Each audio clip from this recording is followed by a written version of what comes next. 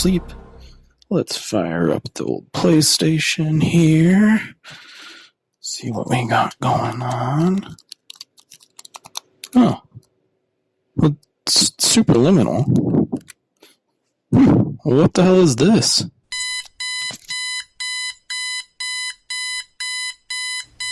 Welcome to the Game Over, Play It Again podcast. This week is Superliminal Episode 2. That's right, we have another puzzle game to get us started.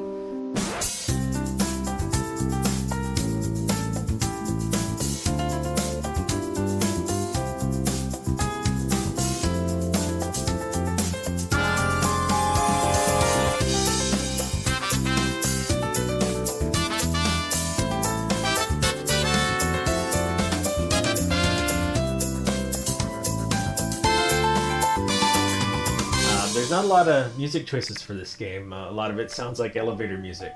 So I found one or two that I like for the podcast. This is your host, Anthony Morse, and I have a brief synopsis that I would like to share about the game Superliminal. So, Superliminal is a first-person puzzle game developed by Pillow Castle that plays with perception and perspective in the mind-blowing and mind-bending ways. The game's core mechanic revolves around optical illusions and forced perspective, allowing players to manipulate the size and orientation of objects based on how they are viewed. For example, an object held close to the camera can appear large when placed in the world, while something far away can shrink when picked up. This unique mechanic challenges players to think outside the box and see the world from unconventional angles. So the game is set in a surreal environment of a dream institute. The player takes on the role of a test subject undergoing an experimental dream therapy program. As the dream begins to unravel, the game delves into themes of self-discovery, perception, and the nature of reality.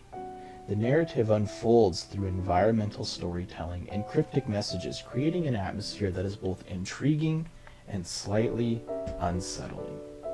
Superliminal, developer Pillowcast Games is what Anthony was saying, and they set this thing out for every single thing imaginable. I mean, it looks like you can even play it on your phone, which is awesome.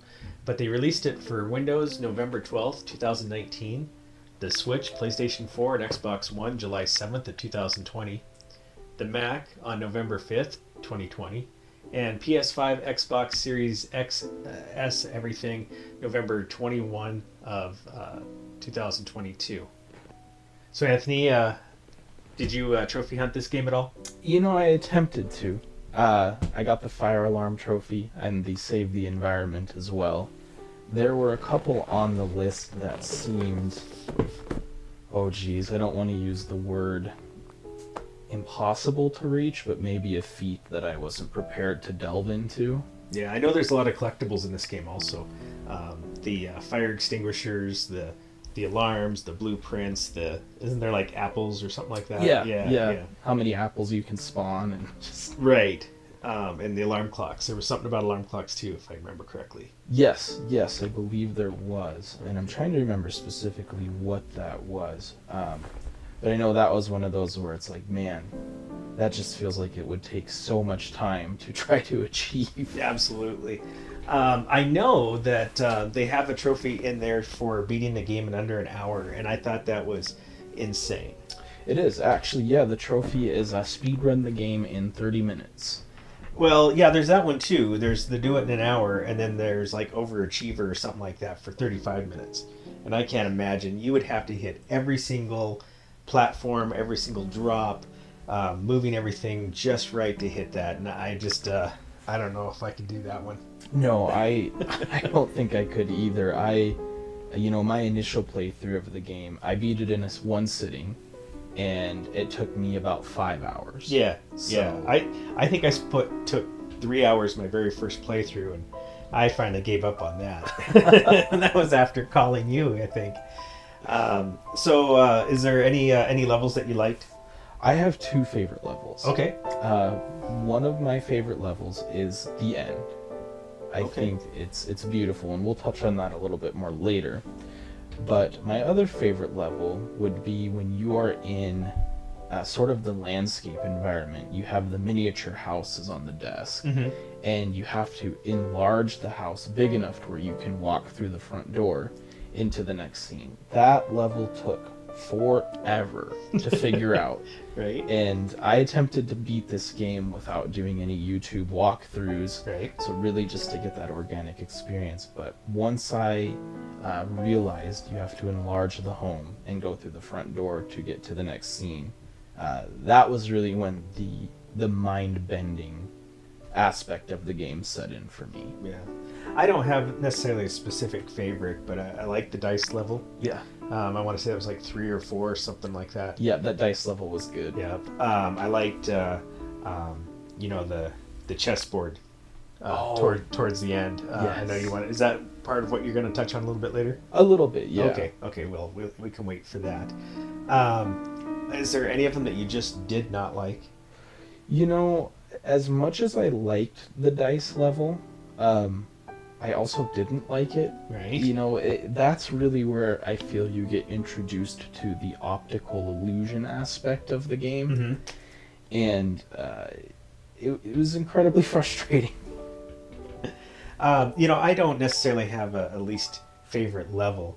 Although, you know, the one where we started out, I think it was level 2, and I had to call you, and it was where you have like the chessboard and a cube, and you have to get the vase just right. Yes. And all that. So I understood what I had to do, but I could not get it to line up to save my ass, and I was so frustrated with that. But we got past that, you know, and moved on. I just struggled with that, and there's way harder parts than that. Oh, definitely. You know, but yeah, I just couldn't get that one. But those are damn alarm clocks. I think that's my biggest dislike. You know, it's joking, but not really joking. But they had a level where you had to make them huge. Yes. You know, to get out of. So that Yes. was interesting. Is there any other things before you talk about the ending of it? You know, I really did enjoy the game. I think my biggest dislike for the game and something that I feel the development team could have done a little better is they really don't provide a lot of instruction on what to do and how to do things.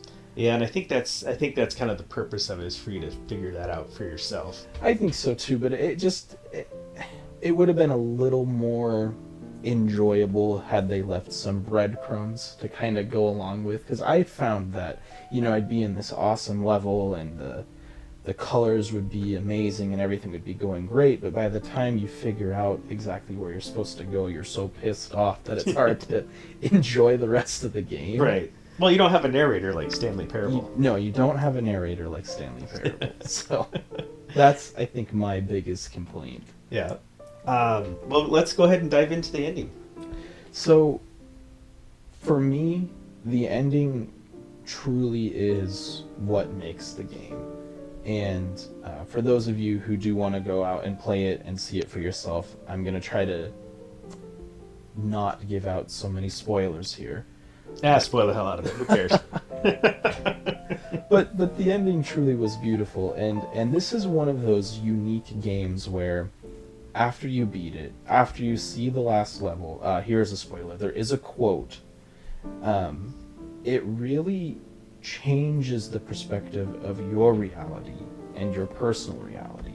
I found it really beautiful that the game truly makes you question the way that you observe and see things in the physical realm and not just in the game's universe itself. I mean, it truly left me with a new profound sight on life and how, you know, it's okay to look at things from a different angle. It's okay to embrace the changes that come with age and in the world, and just because you see things one way this day doesn't mean you won't see it differently the next day. And it's okay to have a change in perspective. And I think that was the biggest thing that I took away from it. It really started out just as a game to add to my category of, you know, strange superliminal and subliminal spaces. But it quickly turned into a truly life-changing thing. Right on. That quote didn't come from Dr. Glenn Pierce, did it? No. It didn't. He has enough of them. He has quite a few. He does. He has quite a few of them. So, for those of you who don't know, every time you go past a radio, you have Dr. Glenn Pierce come on and say some nonsense, something that relates to the game, something that doesn't, whatnot. So, I actually didn't make it to the end yet. I made it to the parking lot where you're looking at the stars, and then I had to shut off the game, and I never came back to it. And I played it on the PlayStation. Where'd you play it? I played it on the PlayStation as well. Okay. So, it came out for the PlayStation Plus for a while, and I went to go play it for our podcast, and I didn't realize it had been taken down. Yeah. So I was kind of disappointed to see that also. However, I do think the game is fairly cheap. I mean, it was $11.99, $18.99 or something like that. Yeah, I know it's on special at the moment for like $8. Yeah. I just I have enough other games to play at the moment, which I'll get to here in a moment, whatnot. So I was talking to my son the other day about the game, and he asked if I'd played the multiplayer mode. Have you ever heard of that? I haven't, no. Yeah, so I had to Google it because I just couldn't figure out. There is no multiplayer for the PS5. No, I couldn't find one. No, but it's nice to know that he can still screw with me. But that being said, we argued about it a little bit, so we went back on, and sure enough, there is a multiplayer, but it's for the PC, and you can have up to 4 players. And so, of course, I had to go to YouTube and watched a video of people actually playing it, and it was kind of cool. There's a co-op mode, so you're playing together. You're helping each other set the things. Put this block down, so on and so forth. And then there's like a battle royale, and I didn't look that one up. But could you imagine trying to screw somebody else from getting their whatever? Set up, where you have to grab like the block and you stick it in the room, you blow it up, and somebody's knocking it out of your hands or something. So yeah, I'd be kind of curious to know more about this multiplayer mode. I don't know, it might be something we might have to buy for the PC and give it a try. Yeah, I was gonna say, that multiplayer mode, that sounds like a good time. Perhaps we could do a Superliminal Part 2 in the future, multiplayer edition. Maybe this is the reason this game's pissing me off. Yeah, kind of thing. Maybe have some gameplay footage of us fucking with each other. And it sounds horrible. It does. It sounds incredibly fun and incredibly frustrating. All right. Well, we'll go ahead and we'll score this for what we are thinking. Metacritic, they are all over the board here. For PC, they're giving it a 74. Nintendo Switch a 75, PlayStation an 80, and Xbox they're giving an 80 as well. So that's, they're between 75 and 80 out of 100. Now we came up with a new scoring system, and we introduced that on episode 1 2 weeks ago. But I don't know, it just seemed a little bit weird. So I revamped it a little bit, kind of that A to F, like if you're in school, with a couple caveats. So I put a game erase. So at 0 to 29, that this game needs to be erased from existence. It's an epic fail. You like that?